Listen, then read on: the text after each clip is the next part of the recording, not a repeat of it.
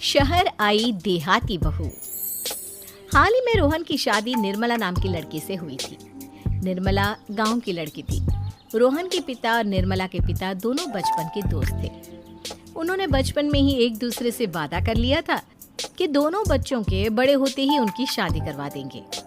इसलिए वादे के अनुसार रोहन के पिता निर्मला को अपनी बहू बनाकर घर ले आते हैं। निर्मला अपने साथ अपनी गाय भी लेकर आ जाती है और उसे घर के आंगन में बांध देती है।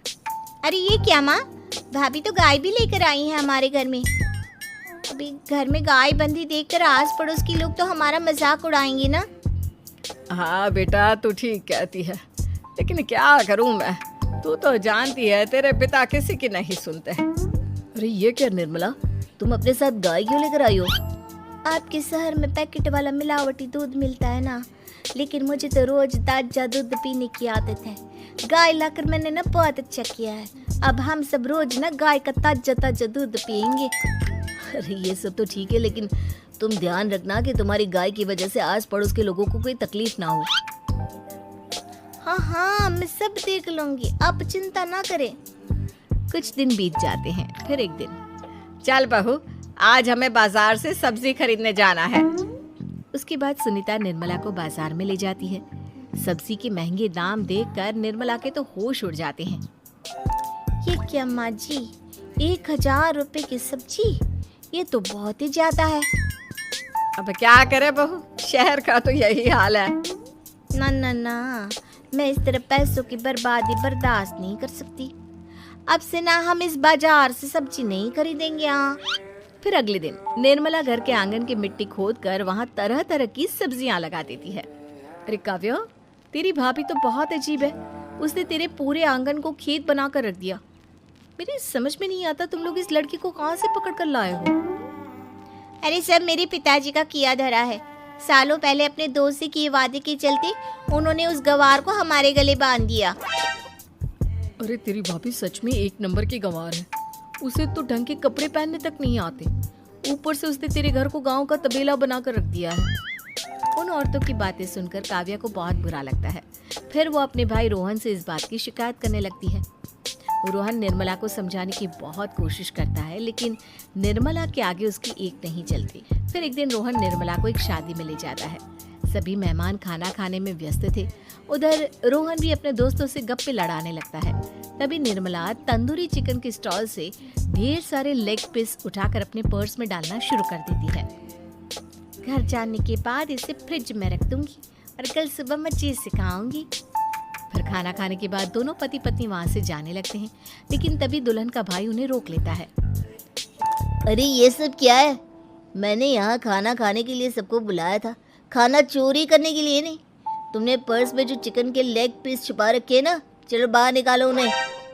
दुल्हन का भाई फौरन निर्मला से पर्स छीनकर सारे लेग पीस बाहर निकाल लेता है।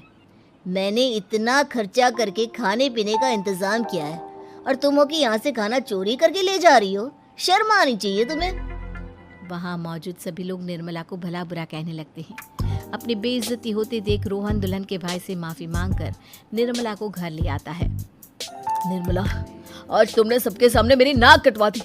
आखिर तुम्हें चिकन के पीस चुराने की जरूरत क्या थी? मुझे माफ कर दीजिए रोहन जी। दरअसल ना, हमारे गांव में जब भी शादी होती थी तब मैं और मेरी सहेलियां इसी तरह शादी से ढेर सारा खाना लेकर आते थे। मुझे नहीं पता था कि मेरी इस गलती से आपकी इतनी बेइज्जती हो जाएगी। मुझे माफ कर दीजिए, आज के बाद ऐसी गलती कभी ना करेंगे। इतना कहकर निर्मला रोने लगती है। निर्मला को रोते देख रोहन का दिल पिघल जाता है और उसे माफ करके गले लगा लेता है। इस तरह कुछ दिन बीत जाते हैं। फिर एक दिन रोहन उदास होकर घर लौटता है। रोहन के कपड़े बुरी तरह फटे हुए थे। अरे बेटा, ये सब क्या है? किसी के साथ मारा पीटी हो गई है क्या? नहीं माँ, आज हमारी जिंदगी का सबसे बुरा दिन है। म्युनिसिपालिटी वालों ने हमारी दुकान तोड़ दी। आज से हमारी आमदनी पूरी तरह बंद हो गई। हे भगवान, हमने तो किस्त पर ढेर सारा सामान ले रखा है। अब हम सारे सामान की किस्त कैसे चुकाएंगे? मेरी तो सोचने समझने की शक्ति ही खत्म हो गई। पता नहीं आगे हमें और कितनी मुसीबत झेलनी पड़ेगी। आप सबको ना चिंता करने की जरूरत ना है, मैं सब ठीक कर दूंगी। तो कहना क्या चाहती है बहू? हम ना बोल कर नहीं बल्कि करके दिखाएंगे। हाँ। उसके बाद निर्मला अपने पिता को फोन करके गांव से 5 गाय मंगवा लेती है और फिर अगले दिन निर्मला सभी गायों का दूध निकाल कर बड़े बर्तन में भर लेती है। तुम ये सब क्या कर रही हो निर्मला? मेरी तो कुछ समझ में नहीं आ रहा। हम ना इन गायों का दूध बेचने जा रहे हैं, उसके बाद हमारे पैसों की समस्या खत्म हो जाएगी। हे भगवान, बस यही दिन देखना बाकी रह गया था। भाभी दूध वाली बनकर दूध बेचेंगी तो मोहल्ले में इज्जत क्या रहेगी हमारी? सभी लोग हमें तरह तरह के ताने मारेंगे। आप ना ऐसी बेकार की बातें ना करो काव्या जी। जब जेब का पैसा और पेट की रोटी छिन जाती है तो इंसान पहले अपने और अपने परिवार के बारे में सोचता है। और वैसे भी जिस काम से हमारा घर चले उसकी कभी ना बुराई नहीं करनी चाहिए। फिर निर्मला दूध के 2 बड़े बर्तन साइकिल के दोनों तरफ लटकाकर मोहल्ले में घूमने लगती है। दूध ले लो, दूध, गाय का ताजा ताजा दूध ले लो, बिना मिलावट का शुद्ध दूध ले लो। चलो चलो आओ भाई, जल्दी ले लो। तभी निर्मला के पास कुछ औरतें आती हैं। अरे तुम तो सुनीता की बहू हो ना, तुम इस तरह सड़क पर दूध क्यों बेच रही हो? निर्मला उन दोनों औरतों को अपने घर के हालातों के बारे में सब बता देती है। देखिए, मैंने ना अभी अभी गाय का ताजा दूध निकाला है।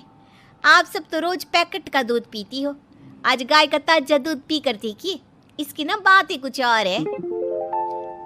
हाँ बहू, मुझे तुम्हारी बात समझ में आ गई।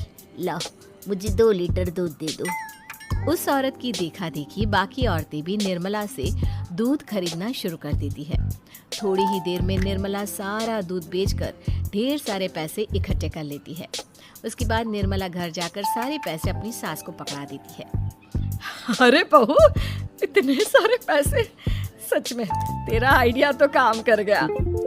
अरे माँ जी, आप तो बस देखती जाइए, कुछ ही दिनों में मैं अपने घर की सारी समस्या खत्म कर दूंगी। हाँ। फिर अगले दिन से निर्मला गायों के गोबर से ढेर सारे उपले तैयार करके बेचना शुरू कर देती है।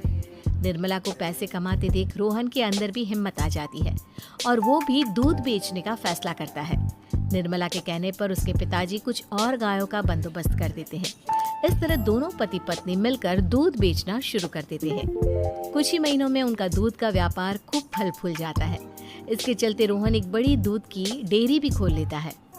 पिताजी, जब आपने निर्मला से मेरी शादी करवाई थी तब मैं मन ही मन आपको कोसा करता था, लेकिन आज मेरी समझ में आया कि आपका फैसला बिल्कुल सही था। आज अगर निर्मला ना होती तो पता नहीं हमारा क्या हाल होता। हाँ बेटा, तू ठीक कहता है। हमारी बहू ने तो हमें उजड़ने से बचा लिया। भगवान ऐसी बहू सबको दे। इस तरह निर्मला की समझदारी के चलते सब कुछ ठीक हो जाता है और वो सभी हंसी खुशी अपना जीवन जीने लगते हैं।